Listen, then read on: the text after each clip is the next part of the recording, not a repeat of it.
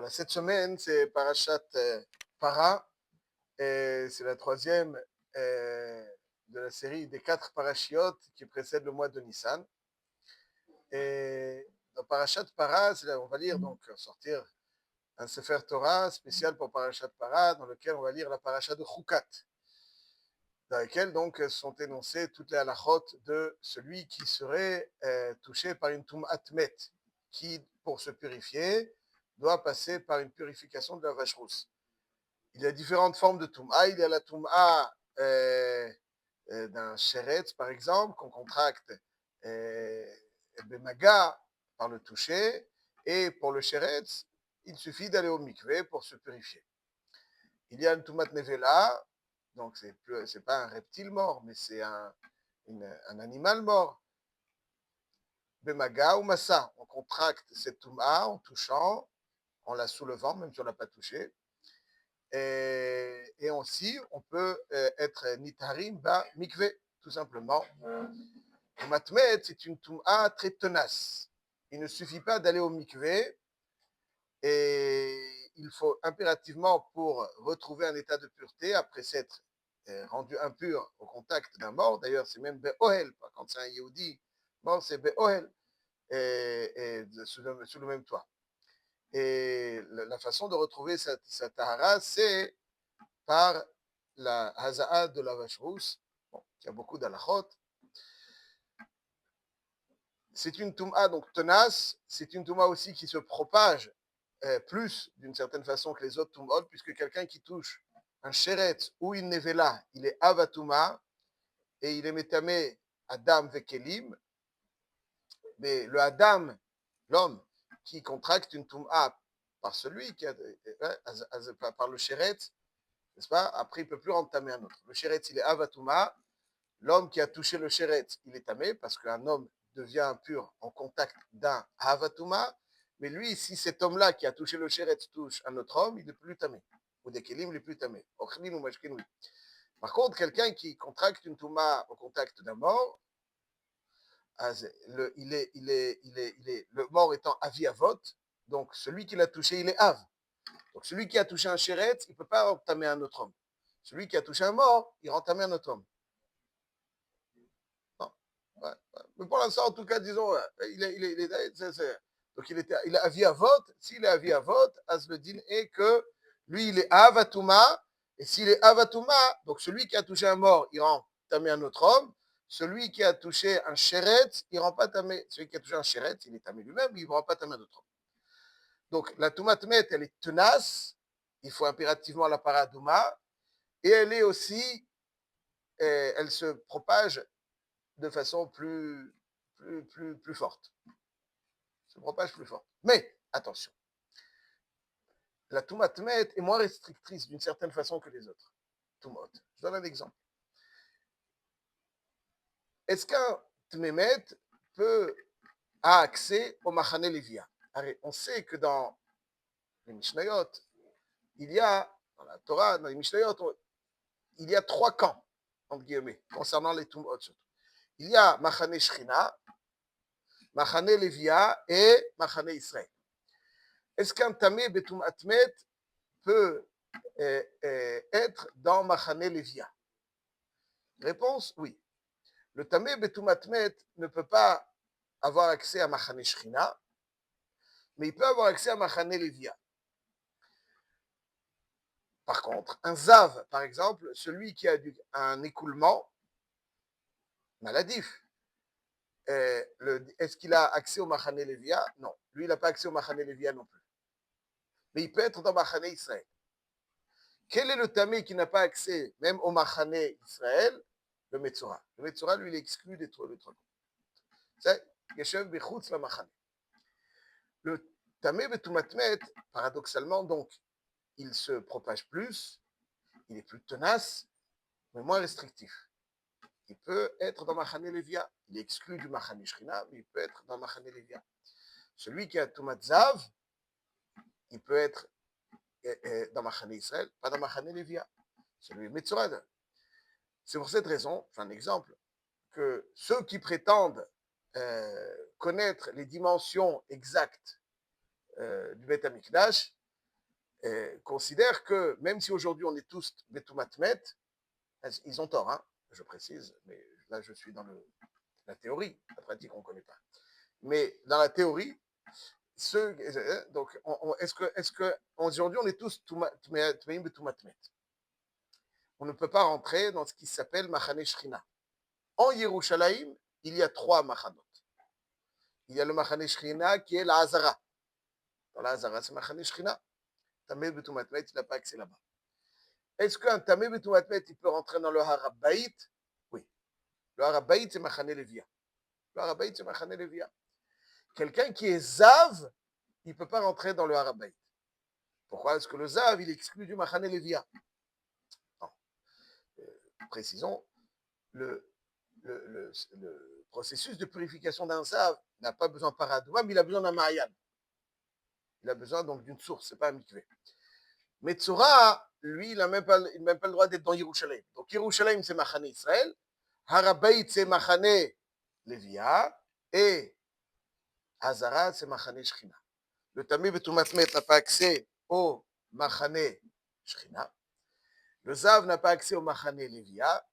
Et le Metzora n'a pas accès. Ça, c'est donc donc la Toumatmet, on verra tout de suite, paradoxalement, a priori, elle est tenace, elle se propage, il faut la paradouma, elle se propage beaucoup plus, le maître étant aviavot, il rend celui qui le touche Av, qui a la possibilité de mettre Adam, mais elle est moins restrictrice, paradoxalement. On a, tout en étant tamé tout matmet, on a accès au machane Lévia. Le Zav, par contre, non. Ça, c'est donc ce qu'on va lire. Essayons de penser ce que ces lois nous apportent dans notre quotidien. Lorsqu'on lit la Haftara de Parashat Para, c'est un très beau passage, comme tout le Tanakh, de Yechezkel, du Navi Yechezkel, et dans lequel Akadosh Baruch Hu donc exprime sa tristesse, entre guillemets, du Ham Israël qui se sont rendus impurs à travers leur comportement. D'ailleurs, il emploie le terme Ketum'at Hanida, Haïta Darkam Lefanay, à travers leur comportement. Donc ici, il ne s'agit pas du tout d'une Tum'a halachique, mais d'une Tum'a comportementale. C'est-à-dire qu'il y a 2 types de Tum'a. Il y a la Tum'a halachique qui donc restreint l'accès à certaines choses, la consommation de certaines choses. Un tamé, il ne peut pas manger de la Trouma, il ne peut pas manger des corbanotes. Un sercheni. Hein? Donc il y a différentes lois. Donc ça, c'est halachique. L'Aftara ne parle pas de la Tum'a halachique, mais d'une Tum'a due à un certain comportement. Et il exprime cette Tum'a qui est Tum'a Tanida. Cette Tum'a du Ham Israël à travers leur comportement est semblable à la Tum'a du Nida. C'est-à-dire la Tum'a du Nida. Rashi explique la Tum'a du Nida, c'est-à-dire qu'il y a une séparation temporaire. En plus, l'époux attend que son épouse retrouve son état de pureté. Et donc il dit que Tum'a Tanida, comme si Akadosh Baruch Hu disait le Ham Israël est malheureusement, donc c'est pas quelque chose qui altère la relation, les kiddushin d'une certaine façon, mais donc ça altère, oui, il ne peut pas y avoir un vrai zivoug, mais la relation est là, la relation première, donc les kiddushin sont là, mais et il attend donc cet état de pureté retrouvé. Et l'état de pureté dont il est question, c'est retrouver un comportement idéal. Et je cite donc, il y a énormément de très très beaux psukim dans cette haftara. Je choisirai un pasouk qui peut nous concerner et sur lequel on va essayer de mettre l'accent pour voir comment cette Toumatmet, aujourd'hui, elle se traduit. Aujourd'hui, nous n'avons plus le Beth Amikdash, on est tous Toumatmet. Il y a une purification, un vent de pureté qui va souffler ce Shabbat en lisant la paracha de Para. Et, alors, ce vent de pureté ne va pas nous permettre de rentrer dans la Hazara, malheureusement, tant qu'on n'a pas Paradouma. Mais ce vent de pureté va essayer de nous débarrasser d'une Toum'a comportementale parallèle à Toumatmet. C'est-à-dire toutes les Toum'ot que nous avons citées, Toumatmet, Toumatzav, Toumat Metzora, ont un parallèle ont leur parallèle dans les comportements. Et c'est ça qu'on va essayer de voir. La Haftara nous parle plutôt de Toum'a de comportement qui nous concerne aujourd'hui, plutôt que l'aspect halachique de Toumatmet. Donc, chaque Toum'a halachique a son parallèle dans une Toum'a de comportement. Alors, essayez de voir quel est le parallèle de ces Tumot et surtout de Tumat Met. Quel est ça? Le Passouk nous dit, dans un des psukim de la Haftara, V'natati lachem lev chadash, veruach chadasha eten bekirbechem. Hachem promet de nous purifier d'un point de vue donc de notre comportement qui génère de la Touma. Alors, précisons, pourquoi un comportement génère de la Touma? La racine du mot Touma, c'est otem, quelque chose qui obstrue. De la même manière qu'une Touma halachique obstrue parce qu'elle empêche la Neshama donc de rayonner correctement le corps juif. Alors, la Touma comportementale aussi est une forme d'obstruction. Elle empêche la Neshama de donner à l'homme tout son rayonnement. Un homme tahor, c'est un homme rayonnant. Par définition, le mot tahor veut dire rayonnement. Un homme tamé est un homme las, éteint, fatigué, accablé. La tahara, c'est la joie, c'est la simcha, c'est la lumière. Le Shem Ishmuel nous dit qu'aujourd'hui, on n'a pas de névoie parce qu'il n'y a pas de simcha. Assez. Pourquoi on n'a pas de simcha? Parce qu'on n'a pas de tahara suffisante. S'il y avait paradouma, on serait plus tahor, on aurait plus de simcha, on aurait la névoie. Juste, je précise que les choses sont vérifiées avec un peu d'expérience dans la vie, on se rend compte, tout celui qui veille à sa tahara, il est durablement heureux. Celui qui ne veille pas à sa tahara, alors il a l'impression qu'en s'évadant dans des zones un peu douteuses, il va s'aérer, mais en réalité, il ne fait que s'accabler. La tahara, c'est le garant de la simcha, dans le long terme. La touma, c'est ce qui éteint un homme, parce qu'il rajoute des corses qui empêchent la neshama de rayonner correctement.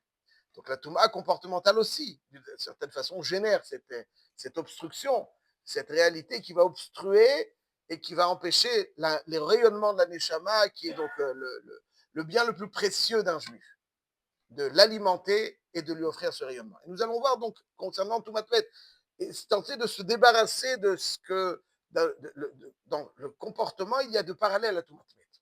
Et là, il s'agit ici, Hachem dit, je vous donnerai un nouveau cœur, je vous débarrasserai du cœur de pierre. Il y a un moussa que quelqu'un a un cœur de pierre. C'est quoi un cœur de pierre? C'est dans les négociations, il est dur. Dans le business, il est dur. Non, non, pas du tout. Quel est le cœur de pierre? Alors, je vais dire très rapidement, ce cœur de pierre, comment il peut nous concerner et comment ce Shabbat est annonciateur de cette opportunité qui nous est offerte de nous débarrasser d'un cœur de pierre. Très rapidement. Tzadok HaKohen Milouvlin, dans Parashat Para, et répète souvent ce Yesod que les Tum'ot que nous avons évoqués et que sont Tumat Met, qui est à l'extérieur de Machane Shechina, Tumat Zav, qui est à l'extérieur de Machane Levia, et Tumat Tzarad, qui est à l'extérieur de Yerushalayim, ces trois Tum'ot correspondent d'ailleurs à Kin'at Ahava Kavod. Ces trois Tum'ot correspondent à Kin'at Ahava Kavod, c'est-à-dire c'est l'expression halachique de certains égarements qui ont tiré leur origine de la Klippa de Kin'at Ahava Kavod. Le Metzora, disons, premièrement, le Metzora, c'est la Kin'a, n'est-ce pas, le Metzora? C'est quoi le Metzora? Le Metzora, c'est celui qui dit la Shonara, celui qui brouille les relations, ouais, qui brouille les relations. Donc c'est là motivé par la jalousie, n'est-ce pas? Quand on dit du mal de quelqu'un, il y a quelque chose qui nous dérange, dont on est jaloux bien souvent. Ça, c'est ouais, c'est le plus dévastateur, disons. Le plus dévastateur. Donc, dehors du Machane Israël. Ça, c'est le Metzora. Le Zav, c'est une maladie. C'est un écoulement qui est la conséquence, le symptôme et la conséquence d'une maladie. D'une maladie qui a pour origine certaines exagérations. Et ça, c'est la tava. La tava. Et le met, Tumat Met, c'est le kavod. La mort est née pour donner à l'homme, pour exclure l'homme d'une apparence, volonté d'être un peu plus divin. C'est réduire l'homme à l'exclure de tout ce qui pourrait être divin. Comme le Nachash, quel argument il utilise pour faire goûter à Adam et Chava de l'arbre de la connaissance. Qu'est-ce qu'il leur dit? Parce que quand vous le mangerez, vous serez ressemblant à Dieu. Bon, il faut expliquer ça. En tout cas, c'est cette tentation, cette tendance qu'a l'homme d'être un peu trop divin. Donc c'est le kavod. C'est le kavod. Le kavod, donc, vet kelokim. Le hegel aussi, qui est, on dit paradouma, vient nettoyer les saletés du petit du hegel. Le hegel aussi, d'une certaine façon, l'homme, il voudrait être indépendant, ne pas avoir affaire directement à Hachem. Il voudrait avoir affaire à quelque chose d'intermédiaire qui est la soumission. Inconsciemment, l'homme n'aime pas être soumis à une autorité, même qui vient Hachem, n'aime pas être soumis. Il veut faire ce qu'il veut. Donc le kavod, c'est donner trop de kovet, trop de poids, trop d'importance. Et la toumatmet, elle tempère un petit peu l'homme. Et si l'homme était éternel, alors évidemment, avec le Yetzera, c'est pas possible. Il deviendrait un peu bizarre. Ouais. La mita, c'est réduire l'homme. Ça vient réparer le kavod. Toumatmet, c'est le résultat de la clipa du kavod. Cette volonté du kavod qui souille et qui fait naître la mort. Kinat ava kavod. Les trois parachiotes, nous dit le Reb Tzadok HaKohen Milouvlin. Donc nous avons trois types de Touma. Toumat Tmet, Toumat Tzarat, Toumat Zavat, Toumat Tzarat, Kinat Ava Kavod. Les trois parachiotes, avant Parashat HaChodesh, c'est aussi son parallèle. C'est quoi le parachiote? Parashat, Shkalim, Kin'a, la jalousie, Hazak. Parashat, Zachor, c'est Amalek. Amalek, alors c'est Amalek, c'est quelque chose de très, il faudrait développer. À la fin de Parashat Kitetse, dans Amalek, il y a marqué Vaizanev becha kol hanecheshalim acharecha. Je cite Rashi, moi je dis rien de. Rashi dit, ici dit Asher karcha baderech. Qu'est-ce qu'il dit karcha? Hacham keri vetum'a. Ils ont voulu rendre impur l'âme Israël. Vaizanev becha. Il est marqué dans Midrash Tanchuma, Rashi le rapporte. Il coupait les milotes du âme Israël et il les jetait clapé mal. Alors, c'est vraisemblablement pas à prendre au sens propre, les milotes. Mais l'idée est marquée dans nos maîtres que couper les milotes, ça veut dire quoi? Ça veut dire que la mila, c'est le seau, n'est-ce pas? Quand vous voulez savoir si une bouteille a été entamée, alors il y a un seau qui permet de savoir si elle n'est pas entamée. Ouais, la mila, c'est le seau qui dit, voilà, c'est propre. Il n'y a pas de dérive. Quand il jette Krapé Mala, ça veut dire qu'il veut débarrasser l'homme Israël de ce sceau. Asher, qui déchedit bibeten, chok bisherosam, c'est ça, khatam, be'od berit kodesh. Un chotem, c'est un sceau. על כן בשכרי כן חי חלקנו צורנו צבי להציל ידידות זרע קודש משחת למען בריתך אשר חתמת בבשרנו. Khatamta, c'est un chotem, c'est un sceau. Lui, il veut débarrasser le sceau du Hamsen. Donc, c'est même le doute de Amalek, vraisemblablement, un doute naît lorsque quelqu'un il a l'impression que ses aspirations vont le priver de certaines tavotes. Ouais, non. Ceci étant dit, ça c'est Amalek. Donc Zachor, c'est par rapport à Toumat Ziva. Parad, c'est par rapport à Kavod. Parce que l'origine de Toumat Met, c'est le Kavod, la volonté. Il est tempéré. C'est ce qui génère de la dot, c'est pour remettre l'homme à sa place. Il est mortel. Et là, on arrive à l'Even. C'est quoi l'Even? Qu'est-ce qu'un cœur de pierre? Et je pense que, donc, ça veut dire que, d'une certaine façon, dans le comportement, il y a quelque chose de. Le kavod, c'est tout matmet. Je pense que l'une des facettes du kavod, c'est ce cœur insensible. Le cœur insensible, c'est-à-dire que un cœur de pierre, c'est un cœur insensible. Un cœur insensible, c'est un cœur où finalement, des fois, je me sens au-dessus des autres, donc j'ai pas cette, je ne ressens pas. C'est l'éloignement. Mais je dis encore un peu plus. Un cœur de pierre, bien souvent, et c'est ça aussi ce à quoi il faut faire attention. Un cœur de pierre, c'est ne pas donner assez de kavod aux gens. C'est-à-dire que le tikkun du kavod promet, c'est de donner au contraire le kavod. Le bon kavod. Il y a le kavod que je tire, et ça, c'est tout matmet. Mais le kavod que je donne, j'injecte de la vitalité. Donc le kavod, l'eva even, c'est le kavod que je prends, et ok, distance, on n'est pas du même rang, Soyons sérieux. Ça, c'est le kavod de tout matmet. C'est ça qui tue, qui rend un cœur inerte. Le kavod que je donne à l'autre, ça, c'est la réparation du kavod. Les taken, comme la ta'ava. Ouais, kinat sofrim, dans toutes les mauvaises midot, il y a quelque chose de bon. Kinat sofrim, tarbe chorma. La ta'ava du libouda Torah, ayelet avim v'yalatchem, dadea yiravucha b'chol et. C'est comme ça qu'on le met taken. Pourim, c'est Kibla Be'ava, la ta'ava de Amalek. Le kavod que je t'ai de tirer, je donne du kavod. Ça, c'est le tikkun. Donner du kavod, c'est comme ça.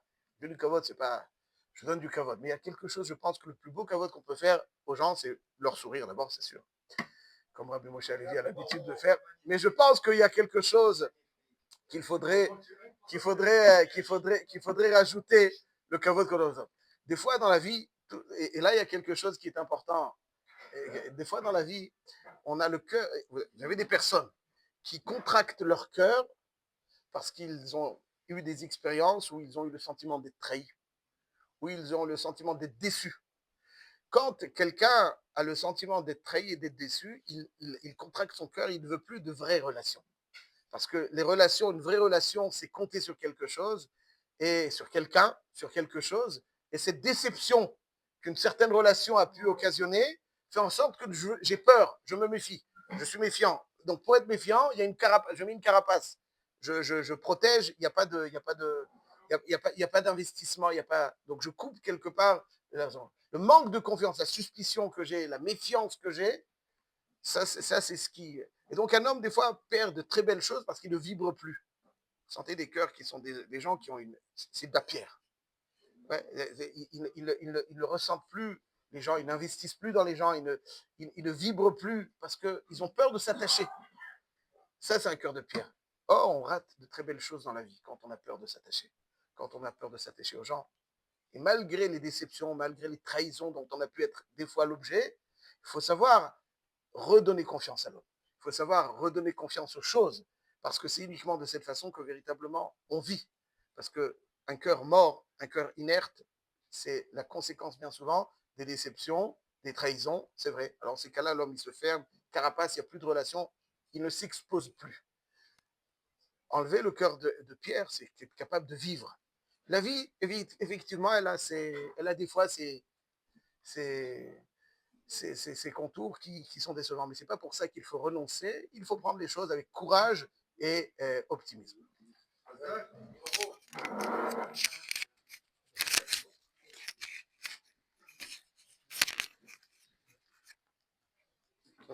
Plus tard, 9h30.